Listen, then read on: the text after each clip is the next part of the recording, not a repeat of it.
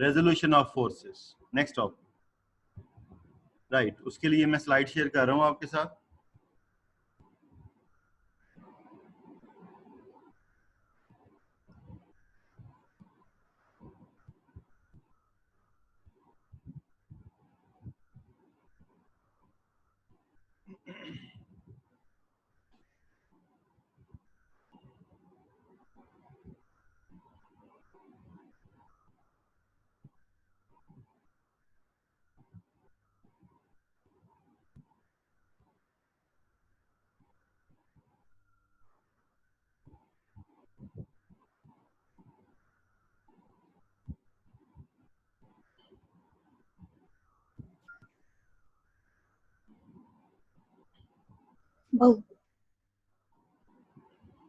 Okay ji,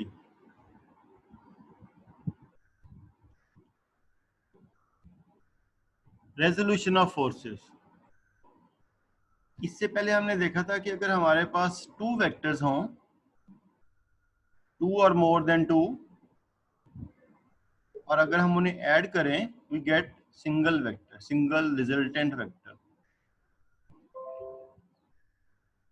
it means कि जिस तरह हम 2 3 so many vectors, infinite number of vectors can be added by head to tail rule, by head to tail rule। head to tail rule को MCQ हमसे पूछा था कि हम कितने वेक्टर्स को ऐड कर सकते हैं। infinite number of vectors can be added by using head to tail rule। बस हेड और टेल ज्वाइन करते जाएं और फिर लास्ट के हेड को फर्स्ट के टेल के साथ ज्वाइन कर दें, रिजल्टेंट वेक्टर आ जाएगा। तो एडिशन ऑफ फोर्सेस में we get single vector after adding so many vectors. अब जो रेजोल्यूशन है वो उसका रिवर्स प्रोसेस है। रिवर्स कैसे? इसमें हमें सिंगल वेक्टर गिवन होता है, रिजल्टेंट वेक्टर गिवन होता है, हमने उसको उसके टू म्यूचुअली परपेंडिकुलर कंपोनेंट्स में रिजॉल्व करना होता है, डिवाइड करना होता है। मीन हमने उसको उसके टू पार्ट्स में डिवाइड करना है। सिंपल वर्ड्स में हम ऐसे कह सकते हैं। अब सिंपल वर्ड्स में जब हम कह रहे हैं कि टू पार्ट्स में डिवाइड करना है, इट डजंट मीन कि हमने उसको हाफ ऑफ कर देना है। नो, हमने उसको उसके कंपोनेंट्स में रिजॉल्व करना है। तो रिजॉल्व, स्प्लिट, डिवाइड एक ही बात है। सो रेजोल्यूशन ऑफ फोर्सेस को हम सिंपल वर्ड्स में उसने बुक में डिफाइन किया हुआ है, splitting up a force into two mutually perpendicular components. अब जिन पार्ट्स में हम उसे डिवाइड करेंगे उन्हें तो हम कहेंगे कंपोनेंट्स। अब म्यूचुअली परपेंडिकुलर मीन ये दोनों कंपोनेंट आपस में एट राइट एंगल होंगे, एक दूसरे के साथ क्या होंगे? Perpendicular, at right angle. Mean दोनों कंपोनेंट्स के इन बिटवीन एंगल होगा 90 डिग्री, तो हम उन्हें कहेंगे म्यूचुअली परपेंडिकुलर। तो दोनों एक दूसरे के साथ परपेंडिकुलर होंगे, 90 के एंगल बनाएंगे। सो अगर हम किसी भी बॉडी पे एक्ट करने वाली फोर्स को रिमूव कर दें और उसकी जगह टू ऐसी फोर्सेस अप्लाई कर दें जो आपस में क्या हों? परपेंडिकुलर, तो हम कहेंगे हमने फोर्स को क्या कर दिया है? Resolve, split. ये तो होगी डेफिनेशन। तो फिर हम कह सकते हैं it is the reverse process of addition of forces. Addition of forces में हम क्या करते हैं? we get a single vector after adding two or more than two vectors, and in resolution of forces we get two vectors, two forces after splitting a single force. So this is the reverse process of what? Addition of force. ये हमारा chapter 4 का most important topic है, most important. अब हमने साथ ही perpendicular components को भी define कर दिया, राइट। अगर हमारे पास एक फोर्स, जिस तरह हम एडिशन करते हैं, अगर हमारे पास दो कोई फोर्सेस हैं, हम उन्हें ऐड करते हैं और हमारे पास सिंगल फोर्स आ जाती है, तो ऐसी फोर्स जो हम कहाँ से गेट करें? By adding two perpendicular forces. तो उस वो जो ऐड करने के बाद हमारे पास फोर्स आती है उसे हम कहते हैं if a force is formed from two mutually perpendicular components, then such components are called its perpendicular components. perpendicular components का दूसरा नाम क्या है? rectangular components.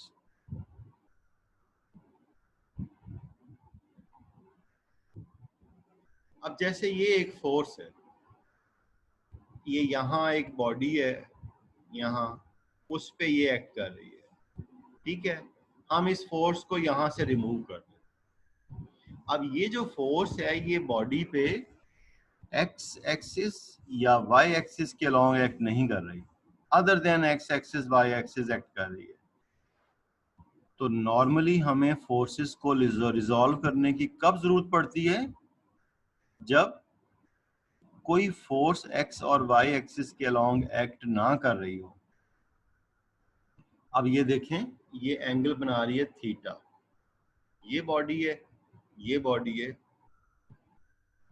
तो हम इस फोर्स को अगर रिजॉल्व करें इसके कंपोनेंट्स में, एक इसका कंपोनेंट होगा एक्स एक्सिस के अलोंग और दूसरा कंपोनेंट होगा वाई एक्सिस के अलोंग। क्यों?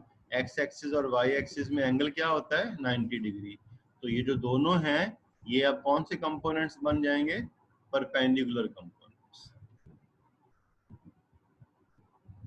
ये देखें, अब ये पर्सन इस लगेज पे, कैरी पे, जो उसका सूटकेस है, बैग है, उस पे ऐसे फोर्स अप्लाई कर रहा है। अब अगर हम इसकी फोर्स को इसके म्यूचुअली परपेंडिकुलर कंपोनेंट्स में रिजॉल्व करें तो ये इसकी फोर्स है, ये एंगल बना रही है ये थीटा, ये जो है ग्राउंड के साथ एंगल बन रहा है। तो हम इसको अभी देखेंगे, हम रिजॉल्व करेंगे तो इस फोर्स के ये दो कंपोनेंट बनेंगे, ठीक है। एफ के दो component, F X F Y. जो x के अलोंग होगा उसे एफ एक्स कहेंगे, जो y के पैरेलल होगा, y तो यहाँ है ना, ये y के क्या है? पैरेलल, तो इसे क्या कहेंगे? F Y. ये भी एग्जांपल है कि अगर हम इस फोर्स को इसके परपेंडिकुलर कंपोनेंट्स में रिजॉल्व करना चाहें तो हम इसे रिमूव कर देंगे। इसकी बजाय, इस सिंगल फोर्स की बजाय ये दो फोर्सेस अप्लाई कर देंगे, along Y axis, along X axis. उसको रिमूव कर दिया, ये दो लगा दी, तो this single force is equal to this. अब आप देखें, अगर हम इन दोनों को हेड टू टेल रूल से क्या करें? Add, we will get this. अगर हम इसे रिजॉल्व कर रहे हैं तो ये फोर्सेस आ रहे हैं, तो इन दोनों का सम।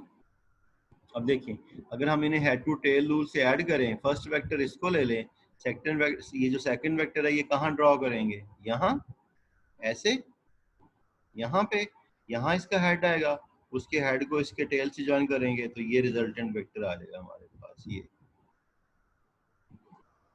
तो ये परपेंडिकुलर कंपोनेंट्स, ये उनका रिजल्टेंट, ये परपेंडिकुलर फोर्सेस, ये उनका रिजल्ट। अच्छा, अब ये जो वाई एक्सिस के अलोंग फोर्स है, इसका कोई भी रोल एक्स एक्सिस के अलोंग नहीं है, नो इफेक्ट।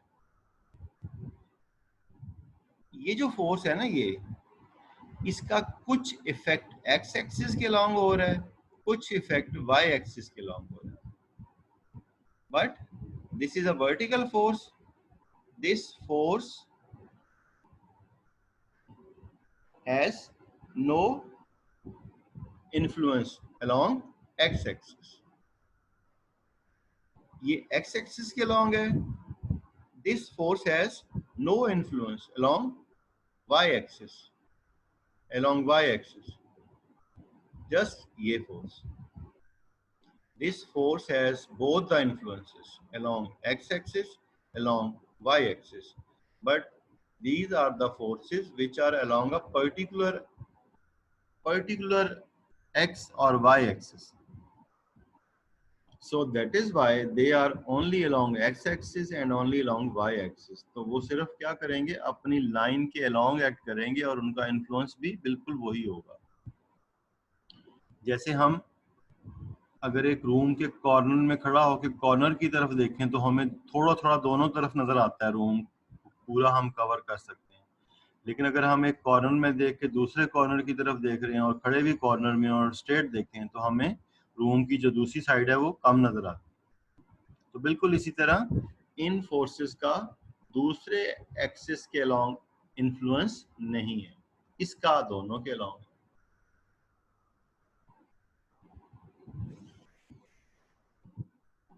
अब हमें वो लॉन्ग क्वेश्चन पूछेगा, इन स्लाइड्स के एंड में लिखा हुआ है क्या, वो हमें लॉन्ग क्वेश्चन पूछेगा, what is resolution of forces, what is meant by resolution of forces, define resolution of forces, resolve a force F making an angle theta with the x axis. I am repeating the question. What is meant by resolution of forces and resolve of force F? वो हमें एक force F दे रहा है, which is making angle theta with the x-axis. And the question is, we have to resolve this force into its perpendicular components. Okay. This is the force given to us. We have to resolve this force into its mutually perpendicular components F. This force is making angle theta. ये देखिए, ये जब कोई person यहां से इस dog को पुल करेगा तो ये जो उसकी फोर्स है ये एक्स एक्सिस है, ये एक्स एक्सिस है, तो ये कौन सा एंगल बना रहा है, थीटा, ये एंगल। तो यही हम वहां शो कर रहे हैं। This force is acting on a body and this force is making angle theta with the x-axis, positive x-axis. Okay, तो हमने फोर्स F को किससे रिप्रेजेंट किया, OA से। OA, ये जो पिंक एरो है OA, ये इस फोर्स F को क्या कर रहा है, रिप्रेजेंट। फर्स्ट स्टेप हमारा क्या होगा, एक्स एक्सिस बनाएंगे, वाई एक्सिस बनाएंगे। हम सपोज कर रहे हैं कि बॉडी यहां लाई कर रही है ओरिजिन पे, ये फोर्स उस पे क्या कर रही है, एक्ट। ओके, अब हमने इस फोर्स के टू कंपोनेंट से रिजॉल्व करना। उसके लिए हम क्या करेंगे, हम ए पॉइंट से, ये जो ओ ए है, इसका ये जो हेड है ए, इस पॉइंट ए से एक परपेंडिकुलर ड्रॉ करेंगे एक्स एक्सिस। वो परपेंडिकुलर ये है। जब हमने वो परपेंडिकुलर ड्रॉ किया तो उसने एक्स एक्सिस को किस पॉइंट पे टच किया, आगे बी पे। तो ये एंगल 90 बन गया क्योंकि हमने इसे क्या ड्रॉ किया है, परपेंडिकुलर। अब अगर हम देखें ओ बी एक वेक्टर है, ए बी या बी ए एक दूसरा वेक्टर हम सपोज कर सकते हैं। अगर ओ बी एक वेक्टर है, ओ इसका टेल है, बी इसका क्या है, हेड। हेड ये एक वेक्टर है, ये इसका टेल है, ये इसका हेड है। तो इसका टेल फर्स्ट के हेड के साथ क्या हो रहा है, कनेक्ट। इट मीन्स कि if we consider two vectors O B and B A are two vectors, then they are being added by head to tail loop. The tail of the second is being connected with the tail head of the first. So यहाँ पे head to tail rule तो automatically apply हो गया। If these are the two vectors, they are being added by head to tail rule. We can written as what, OB plus BA first vector plus second vector equals to resultant vector OA, ये OB plus BA equals to OA। तो अगर ये दो vector हैं तो फिर ये इनका रिजल्टेंट होगा ये। जब हमने लास्ट टाइम वेक्टर्स को ऐड किया था तो हमने लिखा था R equals to A plus B, resultant equals to sum of two vectors. तो यहां भी तो हम यही कर रहे हैं, R equals to A plus B, OA equals to OB plus BA। इन दो वेक्टर्स का सम इस रिजल्टेंट वेक्टर के इक्वल है। ओके, तो अगर इन दोनों का सम इसके इक्वल है तो फिर ये इन दोनों का रिजल्टेंट है, ये दोनों इसके क्या है, कंपोनेंट्स। ये दोनों इसके कंपोनेंट, जिस तरह हमने ए और बी को ऐड किया था तो आर आया था, तो ए और बी कंपोनेंट है, आर रिजल्टेंट था। तो if this is the resultant then these are the components. अब ओ बी क्या है, ओ बी किसके अलोंग है, एक्स एक्सिस के अलोंग। बी ए किसके अलोंग है, एफ वाई। क्यों, ये वाई एक्सिस के वो है पैरेलल, तो हम इसे वर्टिकल कंपोनेंट कहेंगे, इसे हॉरिजॉन्टल कंपोनेंट कहेंगे, राइट। तो अब हम क्या कर सकते हैं, अब हम ओ ए की जगह एफ पुट कर देते हैं, ओ बी की जगह उसकी वैल्यू एफ एक्स पुट कर देते हैं, बी ए की जगह एफ वाई पुट कर देते हैं। मीन हमने कहा था कि if O A is the resultant then these are the two components. अगर हम देखें ओ बी और ए बी में एंगल क्या है, 90, तो इसका मतलब है कि ओ ए और बी ए इसके क्या हैं, इसके mutually perpendicular components. The components OB and BA are perpendicular to each other. That is why they are called the perpendicular components of OA. अब OB किसको रिप्रेजेंट कर रहा है, एक्स एक्सिस के लॉन्ग कंपोनेंट को, उसे हम कह देते हैं एफ एक्स। BA कौन से कंपोनेंट को रिप्रेजेंट कर रहा है, which is parallel to Y axis, तो इसलिए हम उसे क्या कर देते हैं, हम उसे वर्टिकल कंपोनेंट कहते हैं। सो इन तीनों की जगह अब हम उनके पुट करेंगे, ओ ए को रिप्रेजेंट किया हमने एफ से, एफ एक्स से, एफ वाई से। चलिए, अब हमने ये तो बता दिया कि इन दोनों कंपोनेंट्स का सम इसके इक्वल है, लेकिन हमारे पास अभी इनकी कोई वैल्यू तो नहीं आई। एफ एक्स क्या है, एफ वाई क्या है, ये तो जस्ट इनके नाम है। तो एफ एक्स आप कैसे कैलकुलेट करेंगे, एफ वाई कैसे कैलकुलेट करेंगे, वो हम देखें।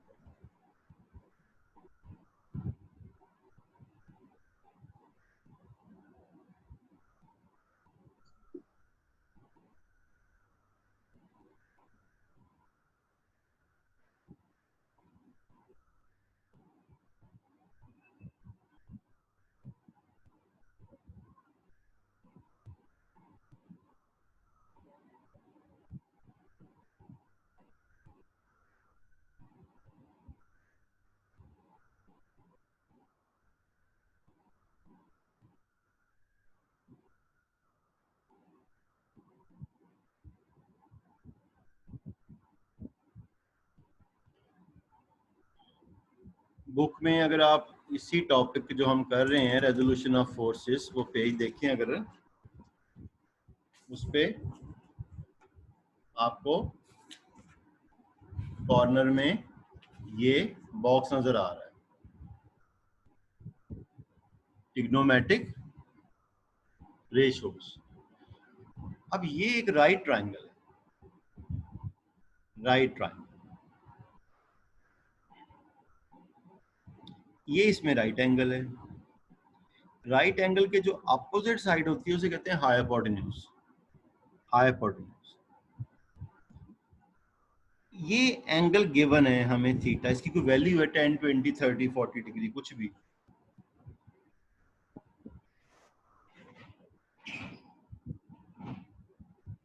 हम इसे जनरली रिप्रेजेंट करें थीटा से, कोई भी एंगल है। इस गिवन एंगल के जो अपोजिट है,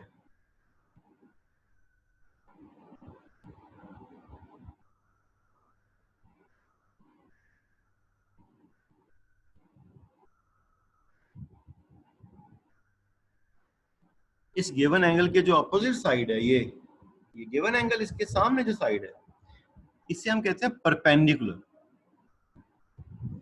90 और जो गिवन एंगल होता है उसके एडजेसेंट जो कॉमन जो साइड होती है दैट इज बेस। अब मैथमेटिशियंस ने क्या किया, इस राइट ट्रायंगल की जो साइड्स हैं इनकी रेशियोज को कुछ नेम दे दिए।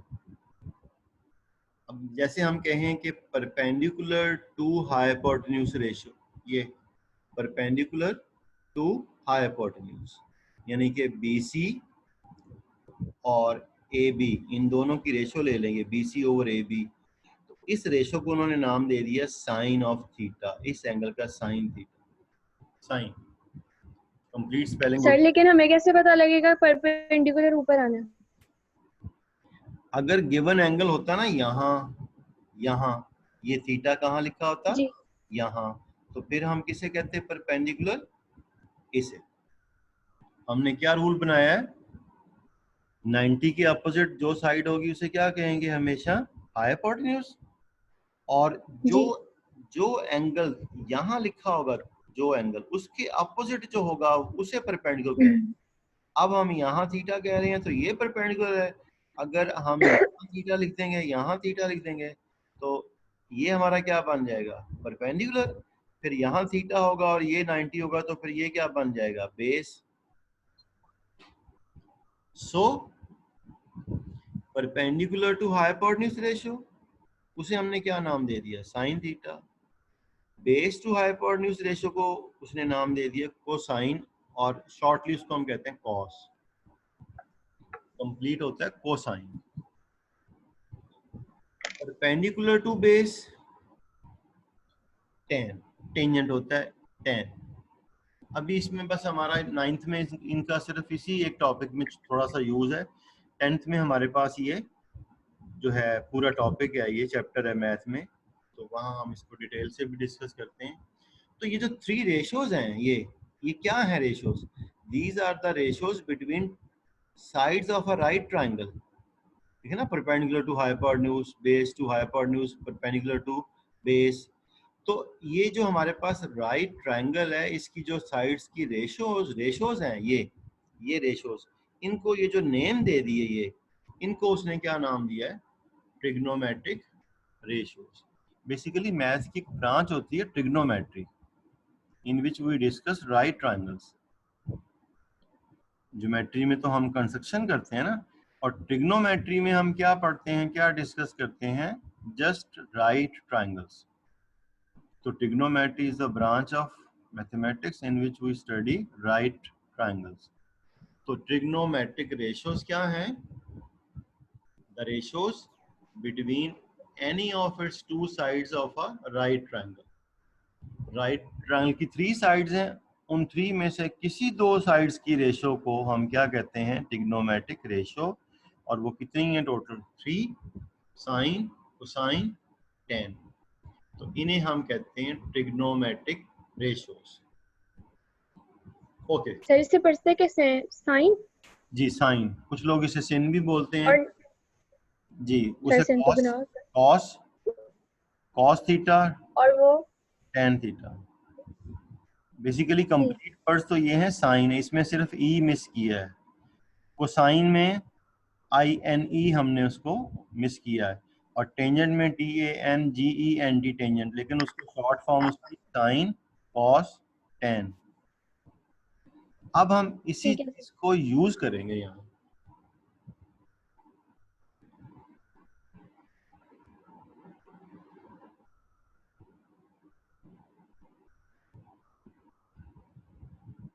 अब अगर आप अपने सामने बुक रख लें, तो वो जो इससे पहले ये वाली फिगर थी, ये बिल्कुल वही है जो हमने बुक से ली हुई है।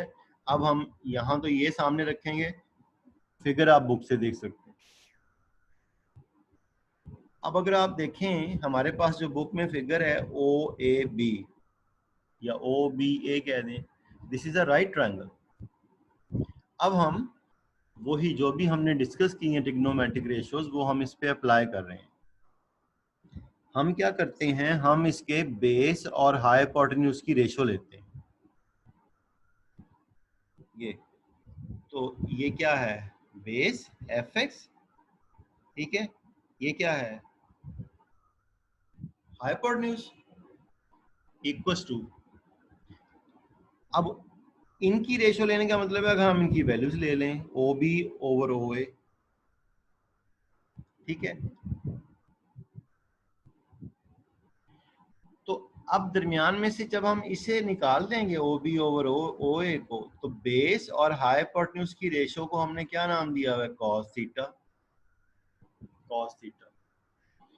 तो अगर हम यहाँ दरमियान में एक और स्टेप कर लें, उसमें हम लिख सकते हैं F X over F equals to cos theta. F X यहाँ रहेगा तो एफ जाके उससे क्या हो जाएगा? मल्टीप्लाई। तो एफ एक्स क्या आ जाएगा? Cos F cos theta. Mean जब हमें एक फोर्स गिवन होगी, जैसे ये गिवन है, एंगल गिवन होगा, तो हम उसका एक्स कंपोनेंट कैसे फाइंड कर सकेंगे? Force multiply by cos of the angle. So F X, किसी भी फोर्स का जो एक्स कंपोनेंट है, हॉरिजॉन्टल कंपोनेंट है, वो कैसे कैलकुलेट करते हैं? F X equals to F cos theta, mean force multiply by cos of that angle. उस एंगल का कॉस लेके उसको फोर्स से मल्टीप्लाई कर देंगे, जो आंसर आएगा वो एफ एक्स आ जाएगा। अभी हम एक एग्जांपल करेंगे अभी। अब हम रेशियो लेते हैं perpendicular to hypotenuse. F Y perpendicular, F hypotenuse, F Y B F O ए, तो बी ए ओवर ओ ए। तो F Y over F perpendicular to hypotenuse ratio किसके इक्वल होती है? Sign theta. अब हम यहाँ एक स्टेप लिख लेंगे दरमियान में, F Y over F equals to sign theta. तो एफ वाई अगर यहाँ रहेगा तो एफ जाके उससे मल्टीप्लाई हो जाएगा, तो क्या हो जाएगा? F Y equals to F sine theta. तो इट मीन्स के वाई कंपोनेंट, वर्टिकल कंपोनेंट कैसे फाइंड करेंगे हम वाई कंपोनेंट फाइंड करेंगे F Y equals to F sine theta. उस एंगल का साइन लेके हम उसको उससे मल्टीप्लाई करते हैं। तो F Y equals to F sine theta. अब देखें, हमें एक फोर्स उसने दी थी एफ, हमने उसके दो कंपोनेंट रिजॉल्व किए। कौन से component? Perpendicular component, mutually perpendicular, F X F Y. तो एफ एक्स की कैसे वैल्यू कैलकुलेट करते हैं हम? F cos theta. F Y की भी हम वैल्यू कैसे कैलकुलेट करते हैं? F sine theta. ये हमारे पास एग्जांपल है 4.2, नेक्स्ट पेज पे। क्या? A man is pulling a trolley on a horizontal road with a force of 200 Newton, making 30 degree with the road। और अब रोड एक्स एक्सिस से काम कर रहे हैं। Find the horizontal and vertical components of its force. हमने इस force के हॉरिजॉन्टल और वर्टिकल कंपोनेंट फाइंड करने। Okay, force 200 Newton, angle 30 degree। We have to find both the components, x and y components, fx fy। fx find करना है, fy find करना है। fx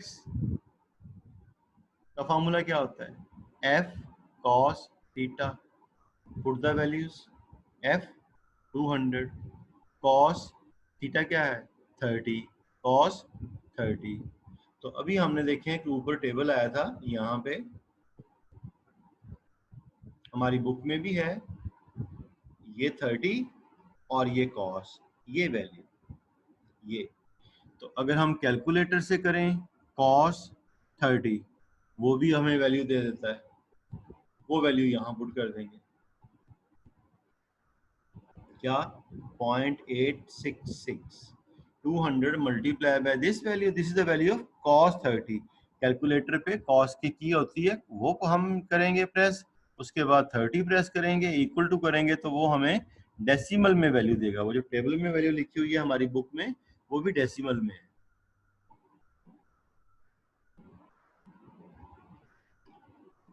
तो ये हमारे पास 200 मल्टीप्लाई बाय दिस आ गया 173.6 2 न्यूटन।